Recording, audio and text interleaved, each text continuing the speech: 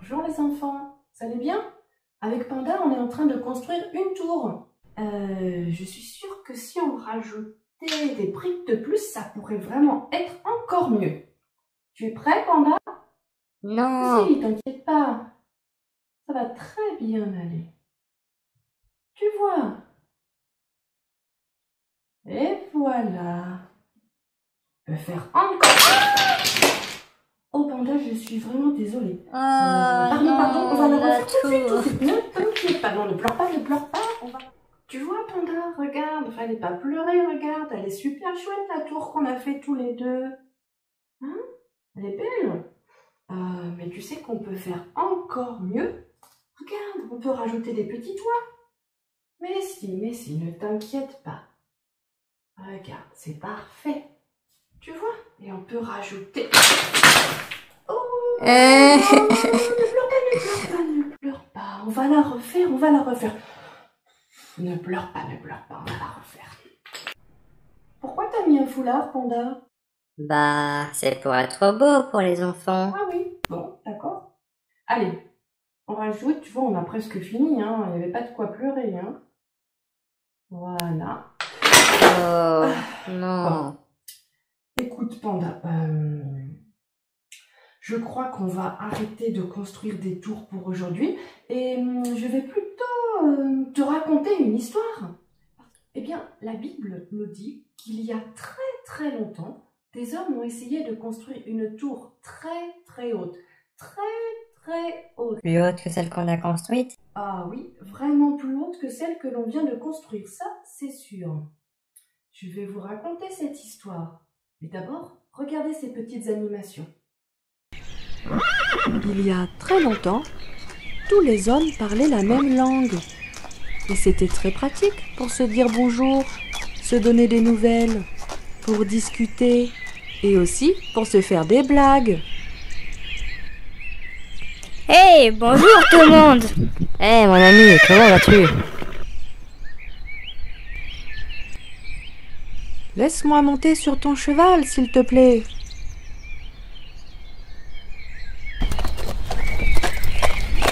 Hey, mon cheval, prends-le-moi.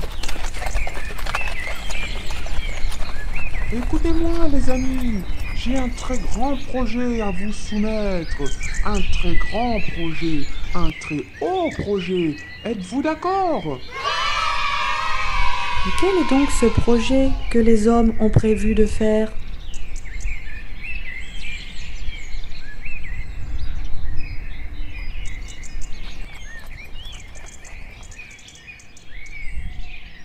Bien sûr, en ce temps-là aussi, les enfants parlaient tous la même langue et c'était très pratique pour se retrouver. Bonjour les amis! Bonjour. Bonjour. Venez!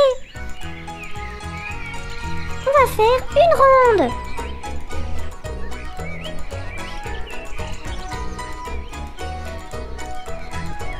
Allons nous asseoir sous cet arbre. Nous pourrons nous raconter des histoires. Oui, allons-y!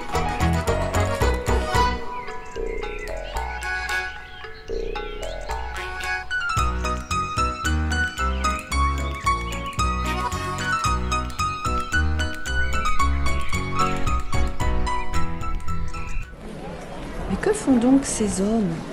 Des briques? Une construction peut-être? Mais que se passe-t-il ici?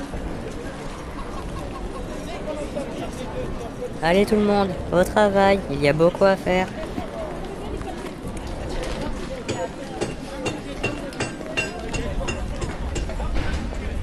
Voilà, on ramène les briques.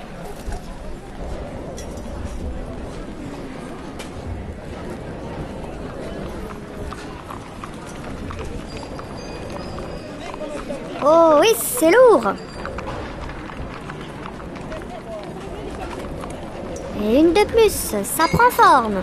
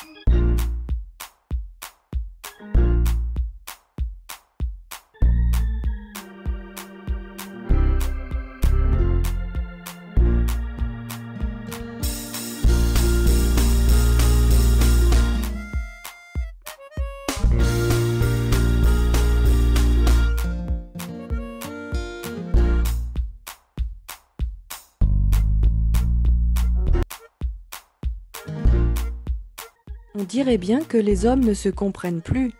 Ils parlent différentes langues. Chacun part de son côté. Plus personne ne se comprend. Eh bien, pour comprendre ce qui s'est passé, allons dans le livre de la Genèse au chapitre 11 et écoutons l'histoire de la tour de Babel.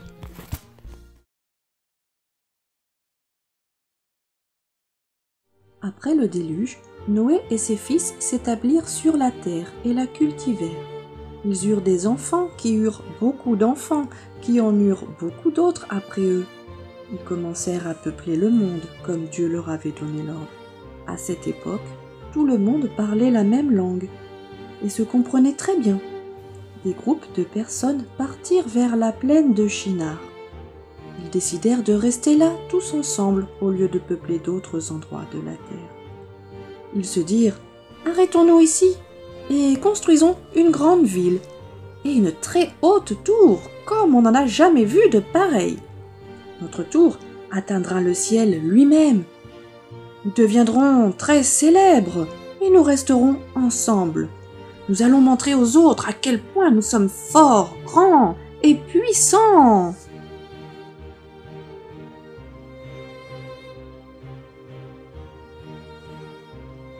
Tout le monde était d'accord pour ce projet. Ils se mirent au travail, fabriquant à l'aide de boue et de paille des briques qu'ils faisaient durcir en les chauffant. Ils utilisaient du goudron en guise de mortier pour sceller les briques. La tour commençait à prendre forme petit à petit. Mais cela ne plut pas à Dieu.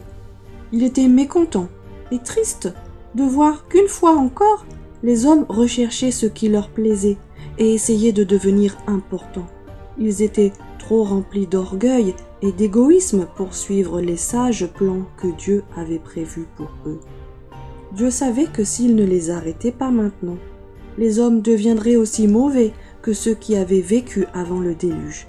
Alors, il décida de mélanger les langues des hommes pour qu'ils ne se comprennent plus. Et en effet, plus personne ne se comprenait, car chacun parlait une langue différente. Ils cessèrent leur travail, ils se dispersèrent sur la surface de la terre.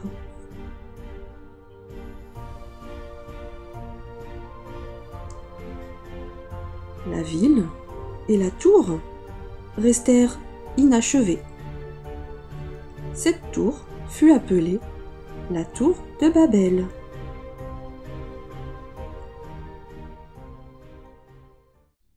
Alors, qu'est-ce qu'on peut retenir de tout ça? On va voir ensemble qu'il y a 5 points à retenir. Ce sont parmi ces 5 points des choses que les hommes ont fait et qui ne sont pas bien, des choses que nous ne devons jamais faire. Le point numéro 1, c'est que ces hommes, ils ont désobéi à Dieu. Et ça, c'est quelque chose que nous ne devons jamais faire. Nous devons obéir à Dieu.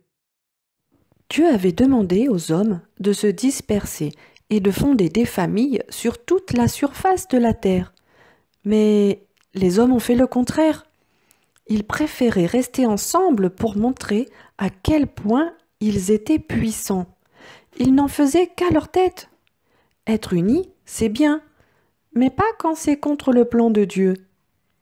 Dieu sait tout, il voit tout, il connaît l'avenir.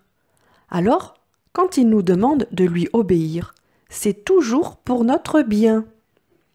Je répète, les enfants, écoutez, c'est très important. Quand Dieu nous demande de lui obéir, c'est toujours pour notre bien. Obéir à Dieu et à sa parole nous protège et nous bénit. Le point numéro 2, c'est que ces hommes, ils avaient trop d'orgueil, trop de fierté dans leur cœur. Et nous devons faire attention à ça. Ne jamais laisser notre cœur se remplir d'orgueil ou de fierté. Ces hommes voulaient faire un monument pour eux-mêmes, et le plus haut possible pour montrer à quel point ils étaient forts et intelligents, et pour que tout le monde les admire, même de loin. Ils voulaient être célèbres. Ils pensaient qu'ils pouvaient tout faire par eux-mêmes, sans avoir besoin de Dieu. Mais ce qu'on a prévu de faire, échouera si on ne le fait pas avec Dieu, si on le met de côté. Ne laissons jamais notre cœur s'enfler. Nous devons toujours marcher de manière humble et avec notre Dieu. Le point numéro 3, c'est que ces hommes, ils n'ont pas mis Dieu à la première place dans leur vie. Ça, c'est quelque chose que nous ne devons jamais faire. Dieu doit toujours avoir la première place dans notre vie. Dieu n'était pas dans leur cœur à ce moment-là. Ils ne pensaient pas à lui. Ils ne cherchaient pas à lui plaire, ni à lui obéir. Ils voulaient s'élever eux-mêmes au lieu d'élever Dieu qui les avait créés. Ils voulaient se dire qu'ils étaient les plus grands, au lieu de reconnaître que c'est Dieu le plus grand. Ils voulaient se glorifier, au lieu de donner toute la gloire à Dieu. Dieu n'avait vraiment pas la première place dans leur vie. Nous devons toujours louer Dieu, reconnaître et lui dire à quel point il est grand et digne de louange. Nous devons toujours donner à Jésus la première place dans notre cœur. Le point numéro 4. En construisant une tour aussi haute, on pourrait se demander si les hommes ne cherchaient pas à atteindre le ciel par eux-mêmes, à aller au ciel par eux-mêmes. Mais ça, c'est quelque chose que nous ne devons pas faire, chercher à aller au ciel par nous-mêmes, parce que ce n'est pas possible. Il n'y a aucun moyen d'aller au ciel par nous-mêmes. Le seul moyen d'aller au ciel, dans la présence de Dieu, c'est d'accepter Jésus dans notre cœur et de rester attaché à lui toute notre vie. Alors, on sera sûr un jour de se retrouver dans ce magnifique endroit, le ciel, avec Jésus, pour toujours. Voici le dernier point, le point numéro 5. Mais alors, pourquoi Dieu a-t-il mélangé toutes les langues de ces hommes pour qu'ils ne se comprennent pas? Eh bien, en mélangeant toutes les langues, Dieu a mis un terme au projet des hommes. Il leur a permis de ne pas rester dans le péché. Les hommes se sont dispersés sur la terre comme Dieu leur avait demandé avant. Il les éloigne de ce projet pour leur donner une autre occasion de bien se comporter. Dieu nous a créés. Il nous aime tellement. Il t'aime plus que tu ne peux l'imaginer. Mais il n'aime pas du tout nous voir vivre dans le péché. Qu'est-ce que c'est le péché? C'est quand on se comporte mal, quand on fait le mal, quand on dit des mensonges par exemple, même un tout petit, quand on désobéit, quand on vole, quand on triche, plein de choses comme ça qui ne plaisent pas à Dieu. Dieu ne nous a pas créés pour que l'on vive dans le péché. Car nos péchés nous séparent de Dieu, même le plus petit. C'est pour cette raison que Dieu a envoyé son Fils Jésus sur la terre, pour marcher et vivre auprès des hommes. Jésus a pris nos péchés à nous tous quand il est mort sur la croix. Mais Jésus est ressuscité et il est vivant. Et quand tu l'acceptes dans ton cœur, quand tu demandes pardon pour tes péchés, eh bien ils sont effacés. Et le Saint-Esprit qui viendra en toi sera là pour t'aider à avoir une vie loin du péché et dans l'amour de Jésus. Panda, je suis très fière de toi. Tu as été sage et tu as bien écouté la leçon. Alors, qu'as-tu retenu? Oui, Dieu est grand. Bravo. Est-ce que tu as envie de dire un mot aux enfants par rapport à ce que l'on a vu? Oui. D'accord, eh bien, approche alors. Alors, écoutez bien les enfants. Ouvrez grand vos oreilles. Dieu est plus grand que tout. Il a de grands projets passionnants pour vous. Il faut toujours chercher à faire la volonté de Dieu et à suivre les projets qu'il a pour vous. Il faut toujours donner toute la gloire à Dieu, car notre Dieu est un grand Dieu. Notre Dieu est un très grand Dieu. Eh bien, Panda, c'est parfait. Tu as vraiment tout dit. Merci. Les enfants, n'oubliez jamais, notre Dieu est vraiment un très grand Dieu. Et son amour pour vous est vraiment très très grand. À bientôt, gros bisous. À la prochaine les enfants.